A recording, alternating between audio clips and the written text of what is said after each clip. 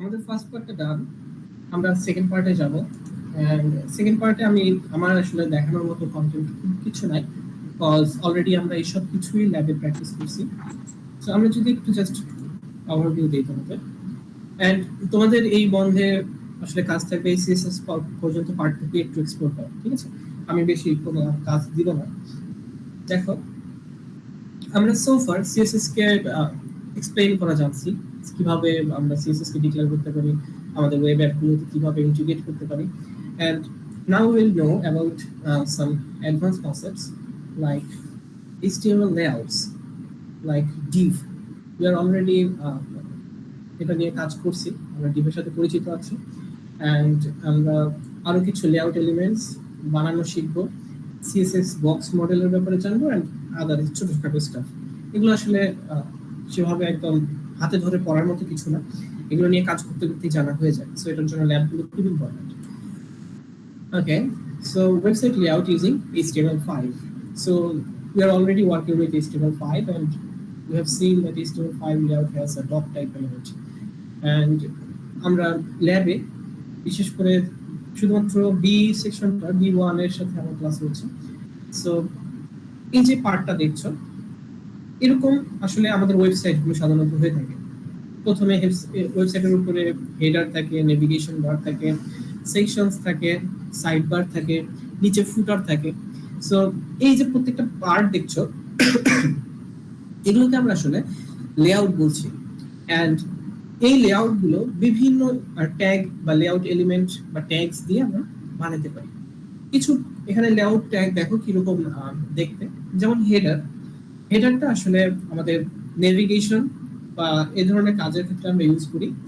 নেভিগেশনের জন্য আবার আলাদা করে নেভিগেশনের ট্যাব আছে, এখানে আমরা নেভিগেশনের লিঙ্কগুলো রাখি। তারপর সেকশন, সেকশন এই হেডারটার আবার দুটো পারপাস আছে। কোনো কোনো ক্ষেত্রে আমরা ডকুমেন্টেশন লিঙ্ক করার ক্ষেত্রে ইউজ করি, আবার কোনো কোনো ক্ষেত্রে হেডার দিয়ে আমরা নেভিগেশন বারও বানাইতে পারি, ঠিক আছে? Section, section one kind of ডিভের মতোই কাজ করে। আমরা এখানে সিমিলার টাইপের কন্টেন্টগুলোতে আলাদা আলাদা করে সেকশনে ভাগ করে ফেলি। অ্যান্ড এরপরে আসে আর্টিকেল, অ্যান্ড এটা আসলে ওই সেম ডিভের মতোই, বাট এটাকে আমরা সেলফ কন্টেন্ট আর্টিকেল বলছি। এটা একটা ইন্ডিপেন্ডেন্ট এলিমেন্ট হিসেবে আমাদের ওয়েবসাইটগুলোতে থাকে। অ্যাসাইড, এই ট্যাগটা দিয়ে আমরা আসলে সাইড বার গুলোকে বানাই। অ্যাসাইড এটা আসলে সাইডে থাকে, এন্ড অনেক সময় এগুলোকে আমাদের কি করতে হয়, একদিকে স্টাক করে রাখতে হয়, তাই না? সো এই ধরনের কাজের ক্ষেত্রে আমরা অ্যাসাইড ইউজ করে ট্রাই করি। ফুটার, ফুটার দিয়ে আমরা ওয়েবসাইটের নিচে যে ফুটার পার্টটুকু থাকে সেটাকে ডিজাইন করি। এগুলো খুবই কমন, এই কন্টেন্টগুলোকে আমরা সবাই এগুলোর সাথে পরিচিত। অ্যান্ড এই প্রত্যেকটাকেই তুমি আসলে রিপ্লেস করে এগুলোকে ডিভ দিয়ে ইমপ্লিমেন্ট করতেই পারো, কোনো সমস্যা হবে না। But still if you are using this tags they will be more precise, ঠিক আছে? সো এগুলো অনেক ইনবিল্ট কাজ করে দেওয়া থাকে, তো আমাদের জন্য কাজ করা আরো অনেক ইজি হবে। সো এগুলো কিছু লেআউট এলিমেন্টস, এগুলোর ব্যাপারে একটু ধারণা রাখবে। এখানে কিছু ডিটেলস বলা আছে। আমি ডিরেক্ট চলে যাব আমাদের ডিভ ট্যাগে, যে ট্যাগটা নিয়ে আমরা অলরেডি ডিসকাস করেছি, অ্যান্ড এটা নিয়ে অনেক কাজ। ডিভ এর শর্ট ফর্ম আসলে ডিভিশনের শর্ট ফর্ম ডিভ। অ্যান্ড এটা দিয়ে আমরা কি করি, আমরা দেখেছি যে ওয়েবসাইটগুলোকে আমরা ছোট ছোট সেগমেন্টে ভাগ করতে পারি, ছোট ছোট সেকশনে ভাগ করতে পারি। অ্যান্ড ওই সেকশনটার উপর আমরা কন্ট্রোল নিতে পারি, ওটাকে ডিজাইন করা, ওটাকে মডিফাই করা, and even implementing the JavaScript, আমরা ওটাকে জাভাস্ক্রিপ্টে ইমপ্লিমেন্ট করতে পারি। সো ওভারঅল ডিভ ট্যাগ আমাদের পুরো HTML কন্টেন্ট বা ডকুমেন্টের উপর একটা কন্ট্রোল এনে দেয়, স্টাইলিং করা থেকে শুরু করে সেটাকে জাভাস্ক্রিপ্টের সাথে ইন্টিগ্রেট করা। অ্যান্ড এখানে খেয়াল করে দেখো, div tag is nothing more than a container unit. এটা খুব important.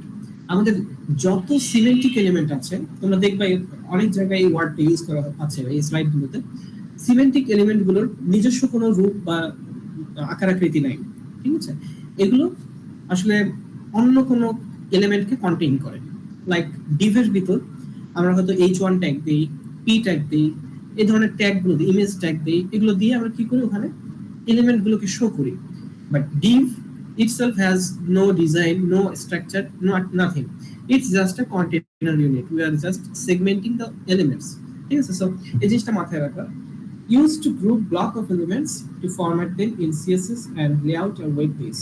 So we already discussed this যে আমরা আসলে কিছু সিমিলার টাইপের এলিমেন্ট বা কোনো একটা স্পেসিফিক ফিচারকে আমরা আসলে গ্রুপ করার জন্য ডিফটাকে ইউজ করি and by default browser always place a line before and after the div element আমাদের div আমরা দেখেছিলাম যে div tag ব্লকের মতো করে ইনিশিয়ালি ডিসপ্লেটা থাকে ব্লক স্টাইলে এন্ড আমরা জানি ব্লক যদি তোমরা ইমাজিন করো kind of brick so brick আসলে পাশাপাশি বসে বা উপর নিচ বসে একটা বিল্ডিং আসলে দেয়াল দ্বারা হয় ঠিক সিমিলার কনসেপ্ট আসলে div ট্যাগের মতো ক্ষেত্রেও এন্ড এখানে ব্রাউজার কি করে div ট্যাগের উপরে নিচে অটোমেটিক একটা করে নিউ লাইন দিয়ে দেয় বা লাইন ব্রেক যাকে আমরা বলি এতে কি হয় প্রত্যেকটা div এলিমেন্ট একটার সাথে আরেকটা পাশাপাশি বা উপর নিচ হয়ে যায় ঠিক আছে আমরা জাস্ট একে কলাম বা রো ওয়াইজ করতে পারি এটাকে সেটা খুবই বেসিক একটা ধারণা div এর ব্যাপারে এন্ড এগুলো তোমরা এখানে অলরেডি দেখলেই বুঝতে পারবে এগুলো আমরা অলরেডি ডিসকাস করছি তেমন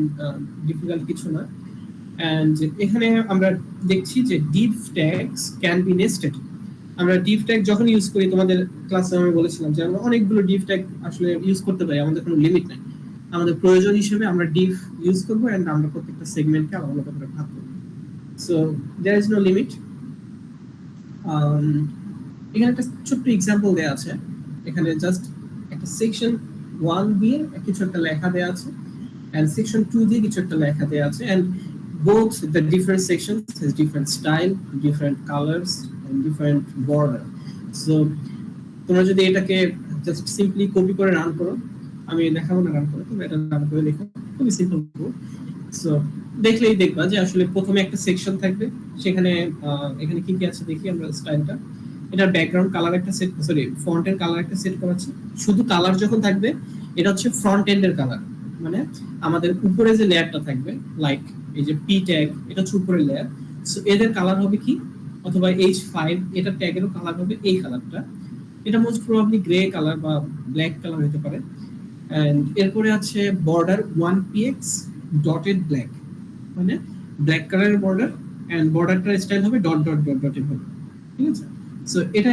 একটা div এটার নাম থাকবে সেকশন 1 সেকশন 2 এর divটা দেখো কেমন এটার কালারটা আরেকটু ডিফারেন্ট এখানে ff0ff এটা for sure grey colour and border 1px dash black এটা ছিল ডট এটা ড্যাশ ড্যাশগুলোর ক্ষেত্রে কি হয় হাইফেনের মতো করে করে আমাদের পুরো বর্ডারটা হবে ঠিক আছে এন্ড এটার জন্য আমাকে সেকশন 2 দেখাবে সো এখানে খুবই সিম্পল एग्जांपले ইনলাইন সিএসএস ইউজ করে তারা দুটো সেকশন ডিজাইন করে দেখাইছে যে সেকশন দুটো আসলে ডিফারেন্ট স্টাইল আমাকে দিবে ঠিক আছে and this is the main purpose actually আমরা আসলে প্রত্যেকটা ডিফারেন্ট কম্পোনেন্ট ডিফারেন্ট এলিমেন্টকে এভাবে ডিজাইন করার জন্যই আসলে এই div ট্যাগটা ইউজ করি এন্ড পরবর্তীতে এটা কি ইউজ করি আমরা স্পেসিফিক div গুলোকে আমরা ফাংশনালিটি দিতে পারি জাভাস্ক্রিপ্টের মাধ্যমে এখানে एग्जांपलটা আউটপুট দেওয়া আছে জোস খেয়াল করে দেখো যে প্রথমটার ক্ষেত্রে আমার এরকম একটা আউটপুট আসবে এন্ড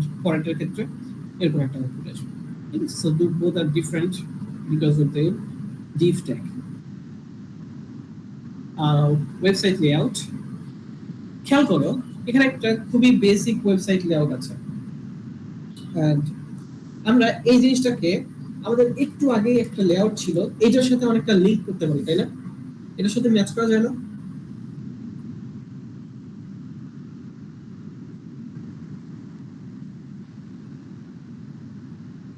এটাকে এই দুটোর মাঝে মিল আছে কিনা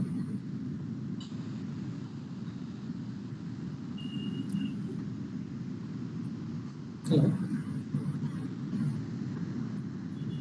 জি স্যার মিল আছে কিভাবে মিল আছে স্যার ওই যে স্যার আর্টিকেলের পার্টগুলো আলাদা তারপর হচ্ছে অ্যাসাইডের পার্টগুলো আলাদা তারপর হেডার ফুটার আলাদা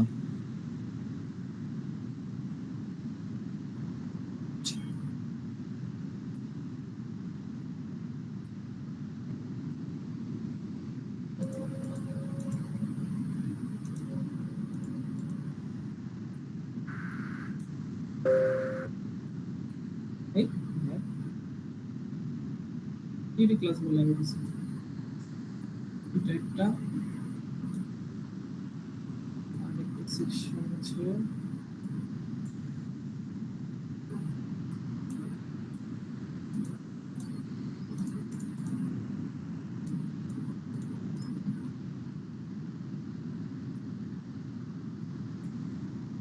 পাশে রাখলাম, যে রেসপন্স করবে অ্যাটেন্ডেন্স করবে।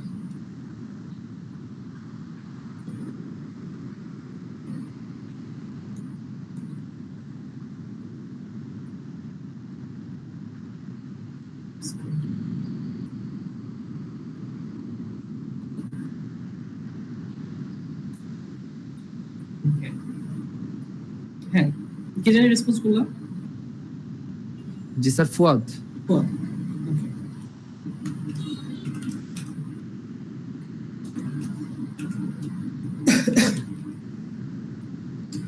হ্যাঁ, সো ফুয়াদ যেটা বললো যে আসলে আমরা এটাকে রিলেট করতে পারছি আমাদের এই স্ট্রাকচারটার সাথে, কারণ আমাদের ওয়েবসাইটগুলো আসলে এরকমই একটা বেসিক ডিজাইনে থাকে। খেয়াল করো, এখানে সবার উপরে আছে একটা হেডার পার্ট, একটা নেভিগেশন বার পার্ট, অ্যান্ড এর ঠিক নিচে কি আছে আমাদের বডি পার্টটা, এবং এই বডির ভিতরে কি আছে একটা সাইড বার। অ্যান্ড সাধারণত আমরা দেখি সাইড বারে বেশ কিছু লিঙ্কস বা এই টাইপের কোনো কিছু দেওয়া থাকে যাতে আমরা সহজে ওই ওয়েবসাইটের আরো কম্পোনেন্টগুলোকে এক্সপ্লোর করতে পারি। অ্যান্ড ঠিক এখানে দেখো একটা কি দেওয়া আছে, সেকশন দেওয়া আছে। আমরা এই সেকশনটাকে ডিফারেন্ট ডিফারেন্ট ডিভ দিয়ে কন্ট্রোল করতে পারি, লাইক এখানে বড় ফন্ট দিয়ে, এখানে ছোট ফন্ট, পাশে ইমেজ অ্যাড করা, এভরিথিং এলস আমরা এখানে করতে পারি। এন্ড লাস্টলি নিচের দিকে একটা আছে কি, এটা আমাদের ফুটার। ঠিক আছে, সো এটা একটা খুবই বেসিক ওয়েব লেআউট, এন্ড আমরা এই লেআউটের সাথে এটাকে খুবই ভালোভাবে রিলেট করতে পারি। এন্ড এই লেআউটটার একটা এখানে ইয়া দেওয়া আছে, আমাদের ইমপ্লিমেন্টেশন করে দেওয়া আছে। তো তোমরা চাইলে এটাকে রান করে একটু দেখতে পারো আসলে কিরকম আসে অ্যাকচুয়ালি। তারপর আমরা যদি একটু জাস্ট একটা ওভারভিউ দিই, যে হেডারের পার্টের কথা বলছিলাম, দেখো এই যে পুরোটাকেই কিন্তু এরা ডিভ দিয়ে ইমপ্লিমেন্ট করছে। ওই যে আমি বললাম যে আসলে আমাদের ফুটার, সেকশন, এভরিথিং এলস এগুলোর জন্য আসলে স্পেসিফিক কোনো মানে বলা যায় যে স্পেসিফিক কোনো পার্ট বা কাজ নেই, আমরা শুধু এগুলোকে নাম দিয়ে বুঝাই যে এটা এই পার্ট। ঠিক আছে, বাট সবাই আসলে ডিভের মতোই কাজ করে, সবাই আসলে লেআউট এলিমেন্ট। সো আমরা পুরো কাজটাকেই দেখো ডিভের মাধ্যমে করছি। দ্যাট মিন্স ডিভ দিয়ে ওই ন্যাভের কাজ, হেডারের কাজ, সেকশনের কাজ সবগুলোই করা যায়। And this is a very basic example of that. এখানে একটা হেডার বানানো আছে, এই যে এই হেডারটা সিটি গ্যালারি, ঠিক তার নিচে একটা ন্যাভ তারা বানাইছে, এটাও ডিভ দিয়ে, লন্ডন, প্যারিস, টোকিও। এটা আসলে কোনটা, আমাদের এই সাইড বারটা। ঠিক আছে, এন্ড ঠিক তারপরে আরেকটা ডিভ বানানো আছে, এটাকে নাম দিয়েছে তারা সেকশন। এন্ড এই ডিভে আসলে কিছু just text, is to tag, and div closed. And lastly একটা ডিভ দিয়ে ফুটার বানানো আছে, and this footer is actually this one in the bottom, copyright symbol w3schools.com. ঠিক আছে, so this is a very basic implementation of the website layout, and you have to know how to implement each of these. তোমাদের জানতে হবে এগুলোকে কিভাবে বানানো যায়। তোমাকে তো ভিতরে খুব ডিটেইল কিছু দেওয়া লাগতে হইতে নাও হইতে পারে, বাট তুমি স্ট্রাকচারটা বানাইতে জানো কিনা এটা কিন্তু খুব ইম্পর্টেন্ট। ঠিক আছে, তুমি কি করলে এই এই ডিভটা পাশে থাকবে, এই ডিভটা এদিকে চলে আসবে, কিভাবে এই উপরের ডিভটা একটা হেডারের মতো কাজ করবে, নিচের ডিভটা একটা ফুটারের মতো রোল প্লে করবে, এই জিনিসগুলো জানতে হবে। ঠিক আছে, এন্ড স্প্যান ট্যাগ এটা আমরা অনেক অনেক বেশি ইউজ করি, এন্ড এটা অনেক ডাইভার্স ইউজ আছে। তার মধ্যে সবচেয়ে বেটার কিছু কথা এখানে লেখা দেখতেছি। First one is style element. এটা একটা স্টাইল এলিমেন্ট, বাট এটা ইনলাইন স্টাইলিং করতে আমাদের হেল্প করে। ধরো এটার কথায় আমি যদি ফেরত আসি, ধরো তুমি চাচ্ছ সিটি গ্যালারি, এটা একটা লেখা, বাট এই লেখারই আমি প্রথম সিটি এটার একটা কালার চাই, পরের গ্যালারি এটা হয়তো আরেকটা কালার চাই। এন্ড এটার জন্য আমাকে দুইটাকে আলাদা আলাদা পি ট্যাগে নিতে হইতে পারে বা এস ট্যাগে নিতে হইতে পারে, যে প্রত্যেকটা আলাদা এস ট্যাগ কেমন কালার করতে হইতে পারে, তাই না? এরকম একটা কনসেপ্ট। বাট এই কনসেপ্টটাকেও আমরা আসলে আরো সিম্পলিফাই করতে পারি কিভাবে, এই স্প্যানের মাধ্যমে।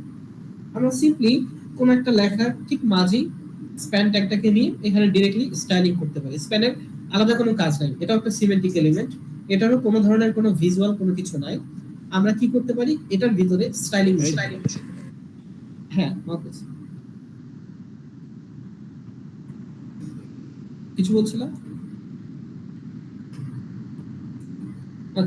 সো এটাতে আমরা কি করতে পারি, স্টাইলিং করতে পারি, এন্ড স্প্যানের মাধ্যমে আমরা যে কোনো পজিশনে যে কোনো জায়গায় গিয়ে আমরা একটা স্পেসিফিক স্টাইল অ্যাপ্লাই করতে পারি। সো আমরা যদি এটার এক্সাম্পল দেখি তাহলে আরো বেশি সহজ হবে বোঝা। স্প্যান থাকলে সেটা স্প্যান নাই এখানে, স্প্যানের এক্সাম্পল করা নেই। আমি দেখাই দেবো তোমাদের, সমস্যা নেই। তো আমরা স্প্যান দিয়ে যেমন এই লাইনটা যদি আমি রান করি আমাদের ওয়েব ব্রাউজার গুলোতে, তাহলে দেখাবে কি দিস, এটা খুবই নরমাল একটা টেক্সট দেখাবে, this one is then only a text, এই লেখাটা আছে দেখো স্প্যান ট্যাগের ভিতরে। and that means এই স্প্যান ট্যাগটাকে যে স্টাইল দেয়া আছে, লাইক এখানে কালার করা আছে red and font weight is bold, that means এই p ট্যাগটা লাল কালার এবং বোল্ড একটা ফন্ট আমাকে রিপ্রেজেন্ট করবে, ঠিক আছে, শুধুমাত্র এই লেখাটুকু। এর বাইরে আর কোনো ধরনের কোনো স্টাইলিং আমি দেখতে পারবো না, বা স্প্যানের কোনো ধরনের কোনো প্রপার্টিজ আমাদের এখানে আর দেখা যাবে না। সেম ভাবে পরের পি ট্যাগটাও খেয়াল করো, দিস ওয়ান ইজ অ্যানাদার দিয়ে টেস্ট যে লেখাটা আছে এটার ফন্ট সাইজ করে দেওয়া আছে 32 pixel and font weight bold. So test লেখাটা 32 পিক্সেলের একটা বোল্ড লেখা হয়ে যাবে, ঠিক আছে। সো এটাও একটা খুব ভালো এক্সাম্পল স্প্যান কি ইউজ করার। সো স্প্যান তোমরা অনেক বেশি ইউজ করবা, দেখবা যে যখনই কোনো স্পেসিফিক কোনো একটা এলিমেন্টের স্টাইল করার দরকার হচ্ছে স্প্যান বসিয়ে দিয়ে স্টাইলিংটা বসিয়ে দিলে ব্যাস। সো এটাই খুবই সিম্পল একটা এক্সাম্পল স্প্যানের। এন্ড এখানে বলছে differences between span and div tag. So span কি করছে দেখো, span doesn't do any formatting of its on.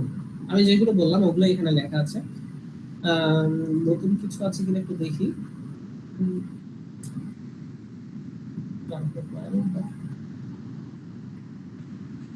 Yes, এখানে আর নতুন কিছু নাই। তো সবগুলোই আমি অলরেডি বলে ফেলছি, তোমরা একটু পড়লেই দেখবে আসলে একই কথা।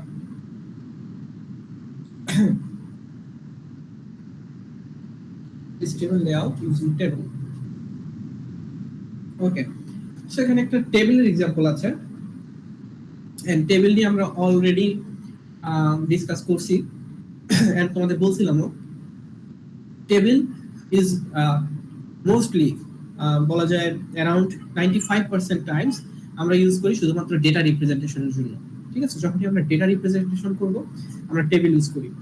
টেবিল কখনোই কোনো ইউআই ডিজাইন বা এই ধরনের কোনো কাজে আমরা ইউজ করি না, ঠিক আছে। এখানে যদিও তারা একটা ওয়েব পেজে ডিজাইন করার ট্রাই করছে টেবিল দিয়ে, বাট দেখো ঠিক নিচেই লিখে রাখা আছে যে not recommended for complex layouts. So complex layout বা আসলে অ্যাকচুয়াল ওয়েব ডিজাইনের জন্য আমরা কখনোই টেবিলকে ইউজ করি না। টেবিলের মেইন কাজই হচ্ছে সে আসলে আমার ডেটা রিপ্রেজেন্ট করবে, ঠিক আছে। সো আমরা ডেটা রিপ্রেজেন্টেশনের জন্য টেবিলকে বিভিন্ন ভাবে ডিজাইন করতে পারি, লাইক হেডার গুলোকে বিভিন্ন কালার দিই, প্রত্যেকটা ডিফারেন্ট রোকে আমরা ডিফারেন্ট কালার দিতে পারি। And you already know the designs, আমরা এক্সেলে বিভিন্ন ধরনের ডিজাইন করতে পারি। So Excel is also a table, সেই সেম ডিজাইনটা আমরা ইমপ্লিমেন্ট করতে পারি। সো এখানে জাস্ট ওর একটা এক্সাম্পল দেওয়ার ট্রাই করছে যে আসলে টেবিল দিয়েও একটা ওয়েবের ইউআই বা ইন্টারফেস ডিজাইন করা যায়, আর তেমন কিছু না। ওকে, সিএসএস বক্স মডেল, এটা একটু জানা দরকার। বক্স মডেল কনসেপ্টটা একটু নতুন মনে হতে পারে, বাট অলরেডি এটা অলরেডি ইউজ করা আছে আমাদের। সিএসএস এর যত এলিমেন্ট আমরা ইউজ করি, আমাদের আমি যখনই কোনো এলিমেন্ট ল্যাবে ইউজ করতাম তোমরা দেখছো যে আমি কি করি, বোর্ডে বক্সের মতো কিছু ড্র করি। এন্ড এটার পিছনে মেইন লজিক হচ্ছে আমাদের প্রত্যেকটা এইচটিএমএল এলিমেন্ট আসলে একটা করে বক্সের মতো বিহেভ করে, ঠিক আছে।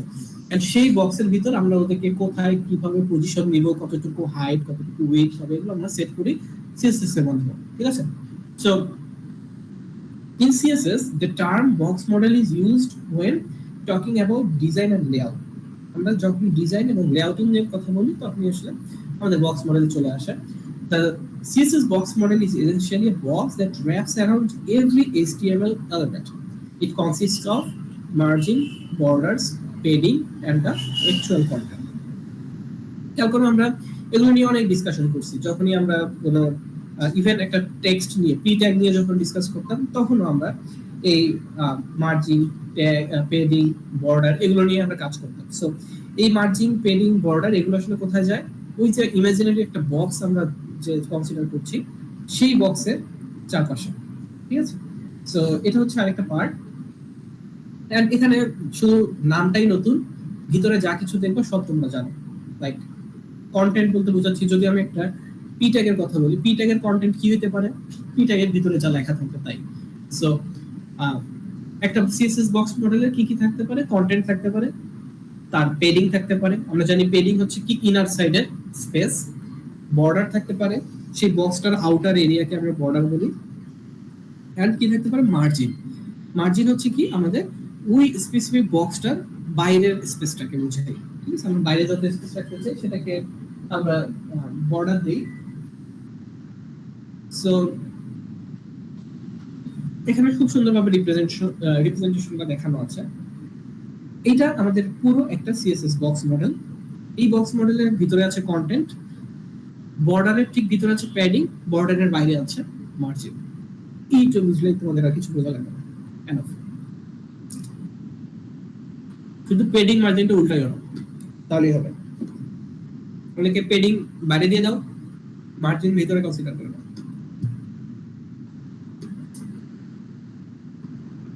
মোর প্রপার্টিস এর ব্যাপারে পড়ার থেকে করার কাজ বেশি। লাইক তোমরা বর্ডার স্টাইলিং করতে পারো। বর্ডার আমরা তো জানছি শুধু বর্ডার, বাট বর্ডারের অনেক রকম স্টাইলিং হয়। লাইক আমরা ল্যাবে যেমন করছি বর্ডার রেডিয়াস সেট করা যায়, দিলে সুন্দরভাবে রাউন্ডের একটা বর্ডার ক্রিয়েট হয়, and আমাদের দেখতে ওটা খুব ভালো লাগে। অ্যান্ড আমরা বর্ডারের স্টাইল চেঞ্জ করেছি, লাইক ম্যাক্সিমাম সময় হয়তো আমরা সলিড ইউজ করছি, বাট একটু আগে একটা এক্সাম্পল দেখলাম যে ডটেড স্টাইলে অথবা লাইন স্টাইলে। সো আমরা বর্ডারের স্টাইলটাও চেঞ্জ করতে পারি। মার্জিন, আমরা মার্জিনকে টপ, বটম, রাইট, লেফট যে কোনো পজিশনে যে কোনো পিক্সেলে আমরা সেট করতে পারি। এন্ড মার্জিনকে এইভাবে দেওয়ার একটা শর্ট ফর্ম আছে, তোমাদের একটু মনে রাখতে হবে যে মার্জিন আমরা যদি টপ, বটম, লেফট, রাইট এভাবে দিই আমাদের 4টা লাইন লিখতে হয়, বাট এই পুরো ইমপ্লিমেন্টেশনটাকে আমরা সিঙ্গেল লাইনে কনভার্ট করতে পারি। এন্ড এখানে তোমাদের মনে রাখতে হবে ক্লকওয়াইজ টপ থেকে একদম লেফটে আসে। ক্লকওয়াইজ বলতে ঘড়ির কাঁটা যেদিকে ঘোরে। এটা আমার এখানে যদি মার্কার পেন করতে ভালো হতো। আমার এটা যদি কোন একটা বক্স হয়, এটা হচ্ছে টপ, আমি ক্লকওয়াইজে যদি ঘুরি, তারপরে আসে রাইট, বটম, দেন লেফট। মানে এখানে আমি যদি এক লাইনে লিখি 25 পিক্সেল, 40 পিক্সেল, 75 পিক্সেল আর 100 পিক্সেল, এটার মানে হচ্ছে টপে 25 পিক্সেল, রাইটে 50 পিক্সেল, বটমে 75 পিক্সেল এন্ড লেফটে আমার 100 পিক্সেল। সো আমরা চাইলে মার্জিনকে এইভাবে এক লাইনে লিখতে পারি, সেম ভাবে পেডিং কেও আমরা এইভাবে এক লাইনে লিখতে পারি। এন্ড পেডিং এর ক্ষেত্রে এটা সেম ভাবে কাজ করে, টপ থেকে এভাবে ক্লকওয়াইজ ঘুরবে। হ্যাঁ, বুঝতাম। স্যার বেস্ট প্র্যাকটিস কোনটা? আমরা দুটাই প্র্যাকটিস করি, কখনো কখনো এটা দেয় অনেকে, কখনো কখনো এটা দেয়। আমি এটা বেশি প্রেফার করি, কারণ এক লাইনে আমাদের কাজ হয়ে যায় এন্ড এটাতে আমাদের কন্ট্রোলটা বেশি থাকে। ধরো তুমি চাচ্ছ যে শুধু টপে আর বটমে দিবা, এন্ড তুমি তখন শুধু এটা ইউজ করলা, তখন লেফট আর রাইটটা তোমার কন্ট্রোলের বাইরে চলে গেল। যদি অন্য কোনো সিএসএস এর সাথে ওভারল্যাপ করে তখন আবার ওটা দিয়ে দিবে, ঠিক আছে? বাট তুমি যদি এই স্টাইলে লেখো, ধরো তুমি চাচ্ছ শুধু টপে আর বটমে পেডিং দিবা, তখন টপের পার্ট হচ্ছে এটা, এটা ধরলাম 25 আর এটাকে ধরলাম 0, তখন এটা হবে 75, এটা হয়ে যাবে 0। তখন কি হলো, তুমি প্রিসাইজলি বলে দিলা যে স্পেসিফিক এলিমেন্টটাতে টপ হবে এত, রাইট 0, বটম হবে এত, লেফট 0। তখন ও কারোর সাথে যদি মার্জও হয়ে যায় বা কনফ্লিক্ট করে, স্টিল তার ডিজাইনটা চেঞ্জ হবে না। সো আমি ম্যাক্সিমাম সময় এটাকে বেশি প্রেফার করি, এন্ড আমার মনে হয় এটা ইউজ করা বেটার। বাট কোনো কোনো ক্ষেত্রে প্রয়োজন হইতে পারে আমাদের এরকমও ইউজ করতে হচ্ছে। সো দুটো নলেজ রাখা ভালো।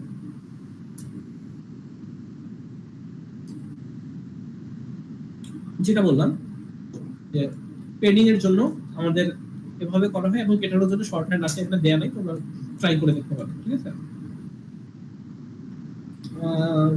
সেটিং হাইট উইডথ এগুলো তোমাদের জানা, অলরেডি জানা আছে, এটা এখন কিছু নাই। রেসপন্সিভ ওয়েব ডিজাইন, তোমরা খুব ভালোভাবে জানো হোয়াট ইজ রেসপন্সিভ। আমরা যখনই ওয়েবসাইটকে বিভিন্ন সাইজের স্ক্রিনে নিয়ে আসি, তোমরা অলরেডি মোবাইল অ্যাপ্লিকেশন ডেভেলপমেন্ট করছো, তো তার সাথে তোমাদের ধারণা আছে যে কোনো স্ক্রিন সাইজে আমাদের ওয়েব অ্যাপ্লিকেশন গুলো অটোমেটিক অ্যাডাপ্ট হয়ে যায়, ঠিক আছে? সো এটাকে আমরা বলি responsive web design. And responsive web ডিজাইনের পুরো কনসেপ্টটা আমরা দেখেছি যে আমাদের ওই যে মেটা ট্যাগ, সে মেটা ট্যাগ থেকে আমরা রেসপন্সিভ প্লেসের কাজটা করি। সো আরো আমরা যখন ল্যাবে আমাদের পোর্টফোলিওর কাজটা করব তখন আরো সুন্দরভাবে দেখতে পারবা যে কিভাবে আমরা রেসপন্সিভনেসের জন্য ডিফারেন্ট ইউআই ডিজাইন করি এন্ড কিভাবে আমরা আমাদের মেইন ইউআইটা রাখি এন্ড দুইটা কিভাবে সুইচ হয় একটা আরেকটার সাথে। তো সেগুলো খুবই বেসিক জিনিস, কাজ করতে করতেই দেখবা যে হয়ে যাবে, ঠিক আছে? সো এখানে আমাদের ল্যাবের পার্টটা খুব ইম্পর্টেন্ট। সো তোমরা যারা B2 তে আছো তোমরা স্যারকে বলে একটু ল্যাবের পার্টগুলোতে কভার আপ দিয়ে নিবা, বিশেষ করে আমাদের থিওরি যতটুকু হচ্ছে ততটুকু যাতে অ্যাটলিস্ট ল্যাবে কভার হয়ে যায়। যেমন আমাদের সিএসএস এর যতটুকু কন্টেন্ট ছিল সেগুলো কিন্তু আজকে এখান পর্যন্তই শেষ। সো এর পরের পার্ট হয়তো যা কিছু আছে এগুলো হচ্ছে কি, এগুলোকে ইউজ করে করে ইমপ্লিমেন্টেশনের ডেপথে যাওয়া, ঠিক আছে? সো তোমাদের জানতে হবে কি এগুলোকে কিভাবে ইমপ্লিমেন্ট করতে হয়, ইন হ্যান্ড কিভাবে প্র্যাকটিস করতে হয়। আমরা ইনশাআল্লাহ যখন আমাদের ফিজিক্যাল ক্লাসে আসবো আমরা একটু হ্যান্ড রাইটিং প্র্যাকটিস করবো, কিভাবে হাতে কোড লিখতে হয়, কিভাবে ফরম্যাটিং করবা, হাতে লেখার ক্ষেত্রে কোন জিনিসগুলো একটু খেয়াল রাখতে হয়, এইসব জিনিসপত্র জাস্ট আমরা ক্লাসে প্র্যাকটিস করবো। যদি বেশি ক্লাস পাওয়ার আমরা কারণ যে থিওরিতে কি গ্রিড ফ্লেক্স বক্স এগুলো পড়তে হবে, মানে আজকে কি পরীক্ষায় গ্রিড ফ্লেক্স বক্স দরকার নেই আপাতত, যতটুকু দেখছি এর মাঝে আসছিল কি গ্রিড ফ্লেক্স বক্স